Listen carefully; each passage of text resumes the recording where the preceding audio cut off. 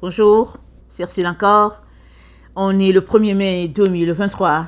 Alors, je viens sur la trompette aujourd'hui encore et je viens proclamer le retour de notre Seigneur Jésus-Christ. Amen et Alléluia. Soyons tous bénis, soyons remplis de sa joie. Alors, ce matin, le Seigneur m'a donné deux messages. Il y a celui-là que j'ai apporté ce matin, je pense, et celui-ci que j'apporte maintenant. Et celui-là que j'ai apporté, je veux dire cet après-midi, c'est combattre selon les conditions. Amen. Et puis celui-ci, c'est s'efforcer d'entrer par la porte étroite. Et la question, c'est pourquoi la porte est-elle étroite? Pourquoi? Alors, dans Luc 13, le verset 24, Jésus-Christ dit, quelqu'un lui dit, Seigneur, n'y a-t-il que peu de gens qui soient sauvés? Il leur répondit, efforcez-vous d'entrer par la porte étroite. Car je vous le dis, beaucoup chercheront à entrer et ne le pourront pas. Quand le maître de la maison sera levé et aura fermé la porte, et que vous, étant dehors, vous commencerez à frapper à la porte en disant, Seigneur, Seigneur, ouvre-nous, il vous répondra, je ne sais d'où vous êtes. Alors, vous vous mettrez à dire, nous avons mangé et bu devant toi, et tu as enseigné dans nos rues. Et il leur répondra, je vous le dis, je ne sais d'où vous êtes, retirez-vous de moi, vous tous ouvriers d'iniquité. C'est là qu'il y aura des pleurs et des grincements de dents. Quand vous verrez Abraham, Isaac et Jacob et tous les prophètes dans le royaume de Dieu, et que vous serez jetés dehors. Il en viendra de l'Orient et de l'Occident, du Nord et du Midi, et ils se mettront à table dans le royaume de Dieu. Et voici, il y en a des derniers qui seront les premiers, et des premiers qui seront les derniers. Amen. Alors, Jésus-Christ nous dit de nous efforcer d'entrer par la porte étroite. Mais où est la porte? La porte, c'est lui. Jésus-Christ, c'est lui la porte. Il est le Dalet, la 4e lettre de l'alphabet hébraïque. Il y a Aleph, il y a Bet, il y a Gimel, et puis il y a Dalet. Jésus-Christ, il est le Dalet. Alors, dans le Dalet, il y a le vœu de pauvreté, il y a l'abandon total, la dépendance totale à Dieu.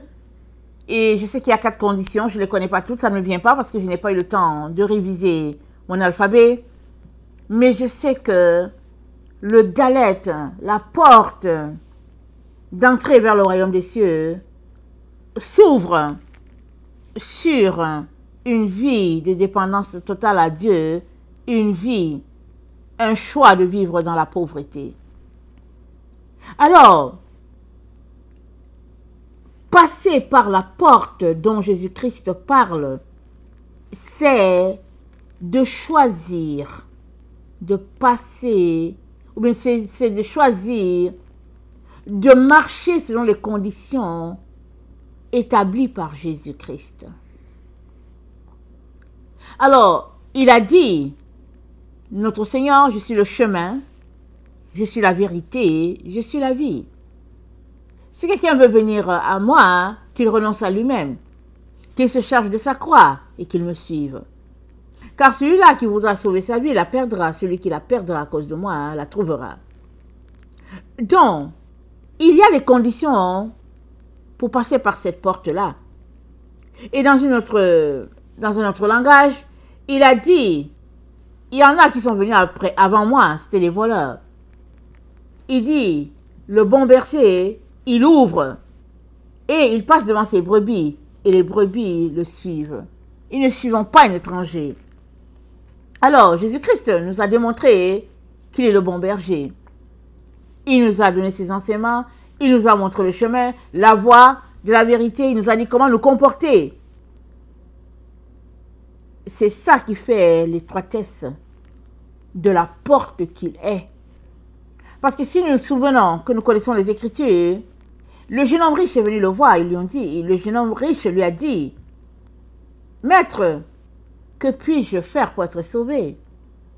Et Jésus-Christ lui a dit, « Observe les commandements. » Il a dit, « J'ai tout observé, j'ai tout mis en pratique.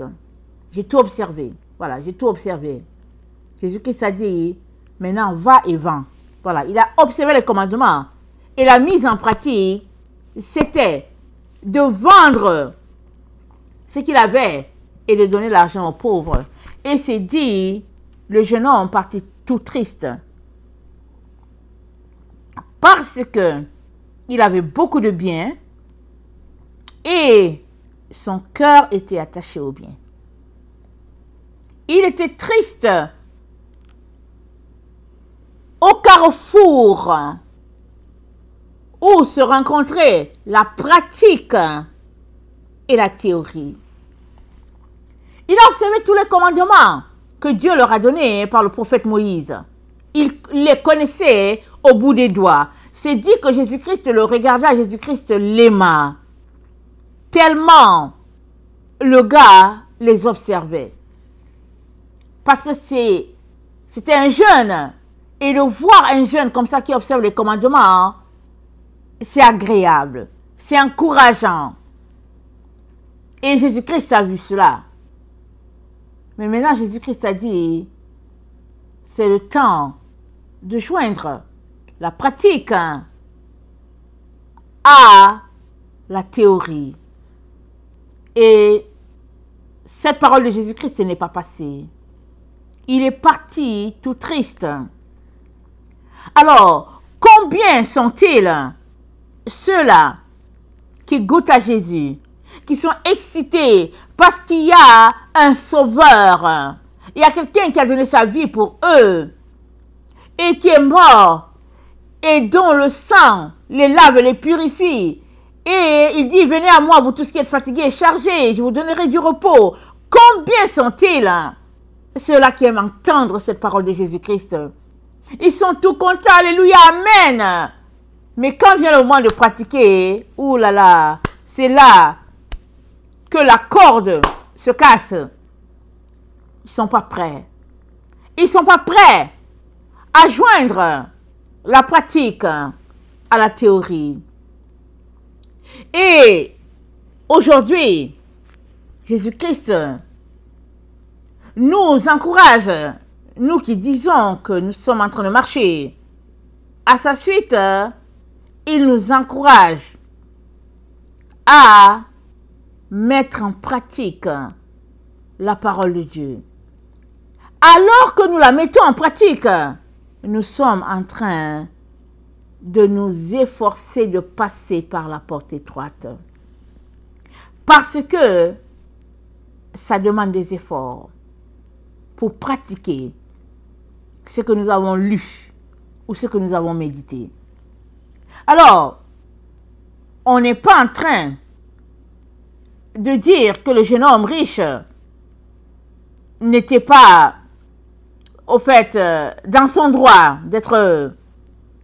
de s'arrêter sur les paroles de Jésus à propos de tout vendre. Peut-être que il avait eu un héritage de son père, de son grand-père. Peut-être que il a travaillé toute sa vie. On ne sait pas. Il était un jeune homme, il était riche. D'où lui venait sa richesse, on ne sait pas. On ne sait pas. Mais Jésus-Christ lui a dit, vends tout cela. Vends, donne ça aux pauvres. Et ce n'est pas passé. Dans ton cas, je ne sais pas ce que Jésus-Christ te demande de laisser aller. Est-ce une relation amoureuse? Est-ce ton travail? Est-ce au niveau de tes études? Est-ce au niveau de ton look? Au niveau de ton langage? je ne sais pas, qu'est-ce qu'il te demande de laisser aller et puis de venir à lui? C'est quoi qu'il te demande de faire? Je ne sais pas, mais toi seul, tu peux savoir au fond de ton cœur ce que Jésus-Christ attend de toi. Il y a quelques jours, le Seigneur m'a donné un rêve. Et dans le rêve, j'ai vu des gens qui entraient dans le bus. Ils prenaient le bus de la ville. Ils entraient et puis ils partaient. Ils entraient et ils partaient. Et moi, je regardais le rêve et puis je me disais, mais ils vont où? Et le Seigneur m'a dit, c'est le bus de la ville. Tout est accommodé. Tout est apprêté. C'est-à-dire que quand tu prends le bus, tu regardes le trajet qui te convient. Tu entres dans le bus et puis ça prend le temps que ça prend et ça te mène à destination. Et même, tu peux garer ta voiture à quelque part et puis, donc vraiment, ça arrange beaucoup de personnes. Et le Seigneur m'a dit, beaucoup ont choisi de marcher sur le chemin qui est déjà tracé dans la religion chrétienne. Beaucoup. Mais il dit, ceux qui arriveront, c'est ceux qui auront choisi de marcher sur le sentier que Jésus-Christ a pour eux. Et sur ce sentier-là, quand tu marches, c'est toi qui traces ton chemin. Hein? Tu le traces souvent en zigzag, mais tu le traces. Et pendant que tu traces ton chemin, tes pieds sont remplis de rosée. Ils sont remplis d'eau parce que tu passes sur l'herbe, sur le gazon. Et quand tu regardes en arrière, tu vois le chemin que tu as parcouru. Mais pendant que tu vois le chemin sur lequel tu es passé, ton vêtement est rempli d'eau. Si c'est un pantalon, quand tu arrives à l'endroit où tu dois arriver, le pantalon est mouillé. Si c'est une jupe, si c'est une robe, tout est mouillé. Un inconfort.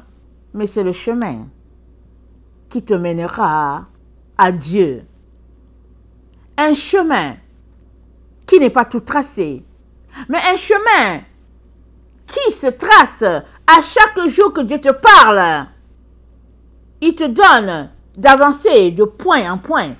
Tu avances, tu t'arrêtes à tel point, et après, demain tu arrives, tu avances, tu vas à tel autre point. Ça ne sera pas forcément une courbe ascendante d'un trait. Ça peut être une ligne en zigzag, en courbe, et puis avec des détours, mais tu finiras par arriver au sommet de la montagne. Amen. Parce que Jésus-Christ t'attend au sommet. Alors, dans Proverbe 12, le verset 17, voilà ce qui est écrit. Proverbe 12, le verset 17.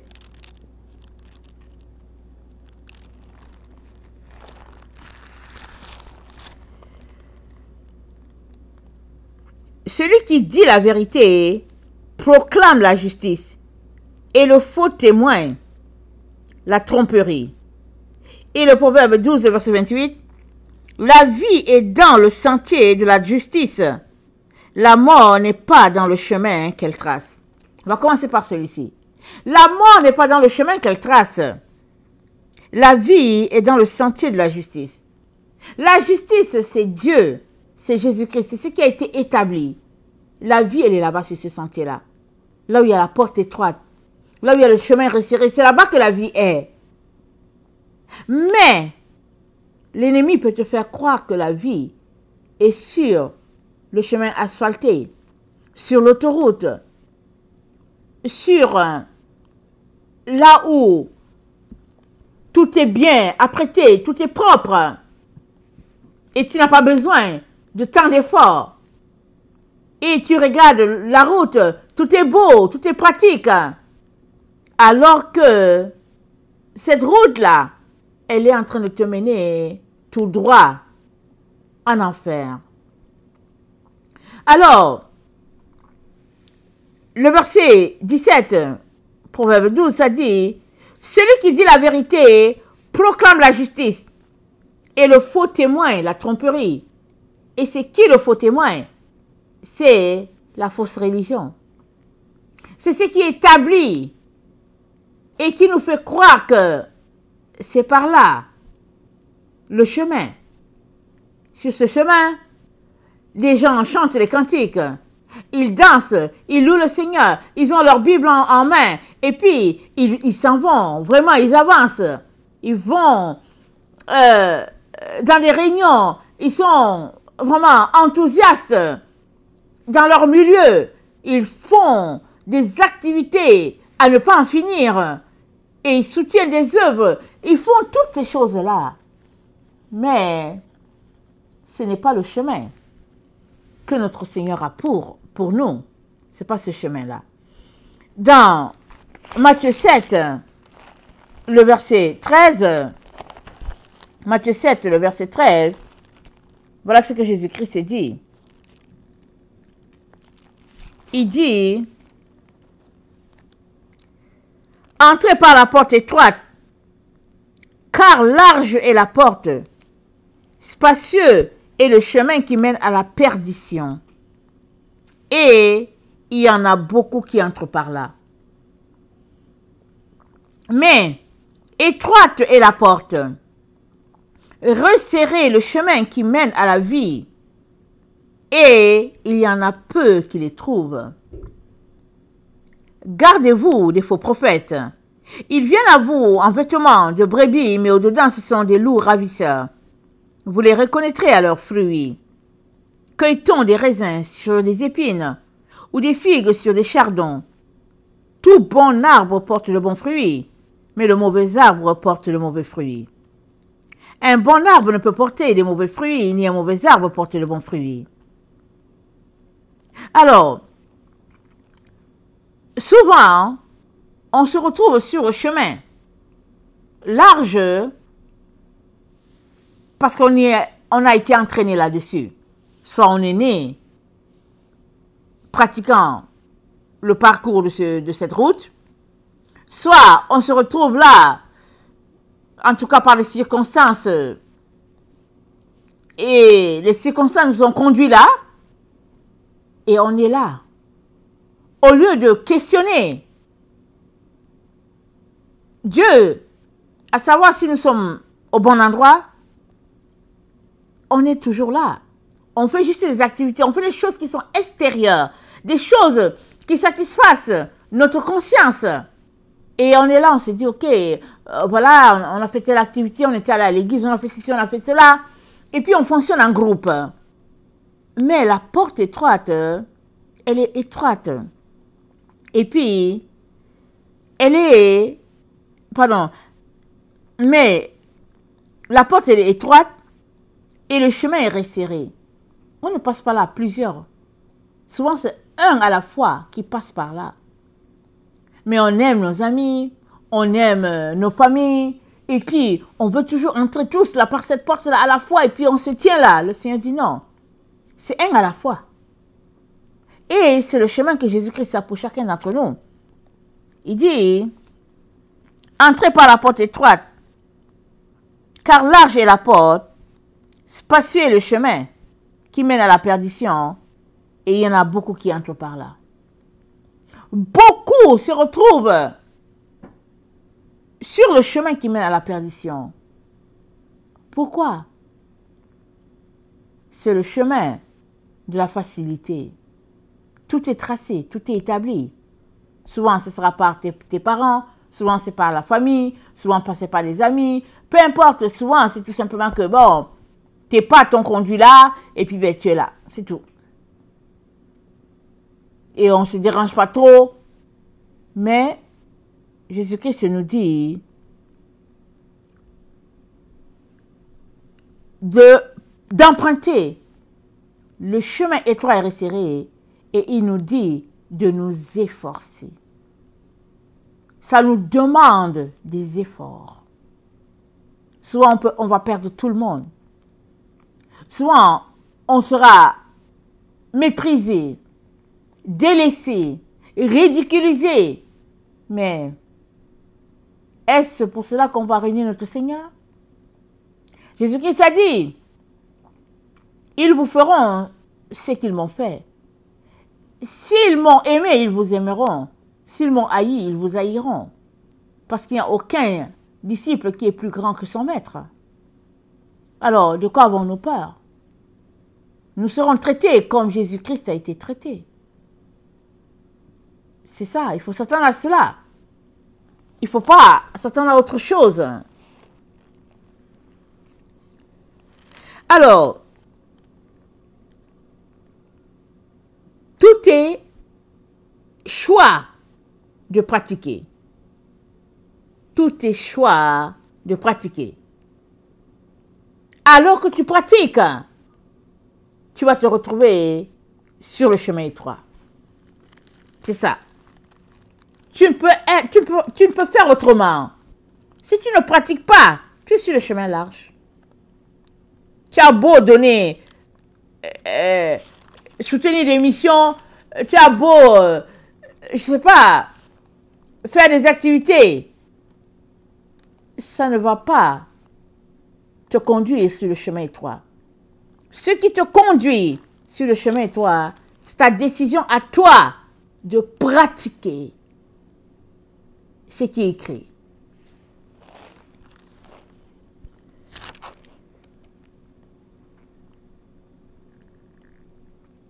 Dans Proverbe 4, le verset 10, il est dit, « Écoute mon fils, et reçois mes paroles, et les années de ta vie se multiplieront.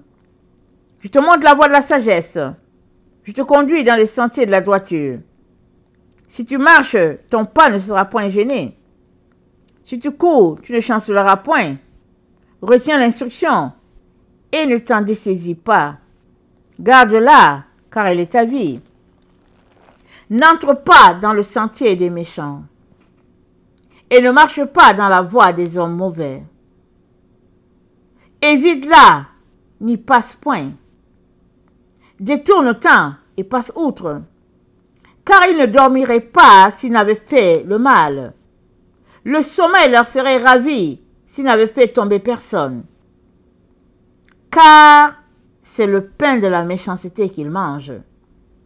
C'est le vin de la violence qu'ils boivent. Le sentier des justes est comme la lumière resplendissante, dont l'éclat va croissant jusqu'au milieu du jour. La voie des méchants est comme les ténèbres. Ils n'aperçoivent pas ce qui les fera tomber. Mon fils, sois attentif à mes paroles. Prête l'oreille à mes discours. Qu'ils ne s'éloignent pas de tes yeux. Garde-les dans le fond de ton cœur, car c'est la vie pour ceux qui les trouvent. C'est la santé pour tout leur corps. Mon fils, sois attentif à mes paroles. Prête l'oreille à mes discours. Nous sommes dans le verset 20. Qu'ils ne s'éloignent pas de tes yeux.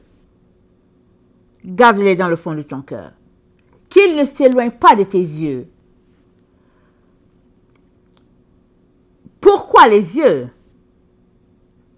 Parce que c'est avec les yeux qu'on voit. Si tu ne vois pas le chemin sur lequel tu es en train de marcher, tu peux tomber dans le trou. Tu peux te perdre. Et c'est dit au verset 19 que le méchant n'aperçoit pas ce qui va le faire tomber. Pourquoi? Parce qu'il ne voit pas. Parce qu'il ne discerne pas. Il ne réalise pas ce qui se passe autour de lui. Il emprunte un chemin. On l'a lu tantôt.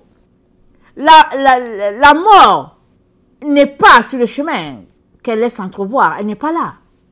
Tu empruntes un chemin, tu te dis que oh, c'est cool, c'est bien, et puis on est bien. Mais le temps de te rendre compte, c'est le chemin spacieux qui te sépare de Dieu. Le chemin étroit, voilà la solution de Dieu pour le repos de nos âmes. Le chemin étroit. Et ce chemin étroit, tu ne peux l'emprunter que si tu es attentif aux paroles de ton Dieu. C'est la seule manière pour toi de pouvoir emprunter ce chemin étroit. La seule manière. Parce que, étant attentif, prêtant l'oreille à ce que Dieu te dit, il va te dire, passe à gauche, passe à droite. Et puisque tu es en relation avec lui, puisque tu as bâti cette relation de confiance, tu vas tout simplement emprunter le chemin. Et ton intimité avec lui fait que, malgré les représailles, malgré le rejet, malgré les difficultés, tu vas continuer de t'accrocher. Parce que il y a cette solidité-là entre vous deux. Il y a ce lien fort d'amour, d'intimité, de proximité, d'échange, de dépendance, de confiance entre le Fils et son Père. Ça va faire que tu vas rester sur le chemin et toi, même si tout le monde t'abandonne, même si tout le monde t'insulte, tu vas rester sur ce chemin. Voilà pourquoi Dieu te dit, prête l'oreille à mes discours, qu'ils ne s'éloignent pas de tes yeux. Et, pour finir, Jésus-Christ a dit à l'église de Laodicée, il dit, tu passes pour être riche, mais au fait, tu es nu, tu es misérable, tu es aveugle. Viens acheter de moi du collier, et je te donnerai des vêtements, et je te donnerai du vrai or. Alors, le collier, la vision de Dieu, c'est la relation avec Dieu qui te donne de voir les choses comme Dieu les voit. Il y a deux visions sur la terre. Il y a la vision du serpent et il y a la vision de Dieu. Le serpent, dans sa vision, il a amené Ève à se retrouver sur le chemin. Le chemin du bien et du mal. La vision de Dieu, c'est de rester uniquement sur le chemin pur. Il n'y a pas possibilité de négocier entre le mal et le bien, ou bien selon le mal et le bien, selon ce qui nous convient. Non. Sur le chemin étroit et resserré, tu es tout simplement en train de pratiquer le bien, en train de manger à l'arbre de la connaissance, en train de manger à l'arbre de la connaissance du bien, si on peut le dire ainsi, en train de manger à l'arbre de vie, voilà. Tu es juste sur ce chemin-là. Ce chemin où, ce chemin où tu restes en connexion avec l'intelligence qui est Bina, et puis la sagesse qui est Chokma. C'est ce chemin, c'est sur l'arbre, c'est l'arbre de vie. C'est là que se trouve le chemin étroit. Et le chemin large, c'est là où, évidemment, il y a l'arbre de la connaissance du bien et du mal. Et on essaye de jongler pour trouver ce qui est mieux. Alors, aujourd'hui, le Seigneur vient nous rappeler, nous encourager à nous efforcer. Si nous voulons repartir sur un nouveau départ, alors le nouveau départ, c'est de décider de se retrouver sur le chemin étroit. Et sur ce chemin étroit, on s'efforce d'entrer. Comme Jésus-Christ nous dit dans Matthieu 13, le verset 24. Alors, vous savez, rien n'est donné. Il n'y a que l'insensé qui pense que tout est donné. Mais à Dieu, donnons ce qui nous coûte.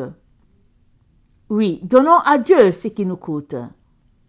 Ça veut dire, efforçons-nous à tous les niveaux d'entrer par la porte étroite qui est notre Seigneur Jésus-Christ. Sa doctrine, ses principes, ses préceptes. Que le Seigneur bénisse sa parole. Maranatha, Jésus revient. Amen et Alléluia.